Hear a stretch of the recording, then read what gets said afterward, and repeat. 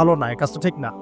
আল্লাহ পাক আজকে আপনাকে হয়তো 1 কোটি টাকা দিয়েছেন, কালকে আল্লাহ না করুক 1000 টাকার জন্য মানুষের কাছে হাত পাততে বাধ্য করতে পারেন আল্লাহ পাক। এমনও কিন্তু দিন আসতে পারে। দিন সবসময় সমান থাকে না। আজকে আপনার কাছে 1 কোটি টাকা আছে, কিছু মনে হচ্ছে না।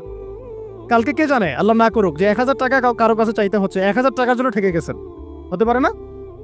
রিজিককে মানুষ তাজিম না করলে রিজিক দূরে চলে যায়। দুটো বিষয় খেয়াল রাখবেন। দুটো বিষয়, এক হচ্ছে মাঝে মাঝে মনের মধ্যে কিছু আমল করার ইচ্ছা আসে না? মনে হলো যে আচ্ছা একটু 10টা আয়াত পড়ি, মনে আসে না মাঝে মাঝে? এমন মনে হয় না? ওই সময় এই এই যে মনের মধ্যে যে এই ইরাদাটা জাগ্রত হওয়া, এটাকে আমরা বলি ওয়ারিদ। অন্য ভাষায় আপনি বলতে পারেন মেহমান। কি বলতে পারেন? এটা আল্লাহর পক্ষ থেকে আপনার কলবের মধ্যে মেহমান হিসেবে এসেছে। এখন আপনি যদি আমলটা করেন, সেই মেহমান বারবার আপনার কলবে আসবে।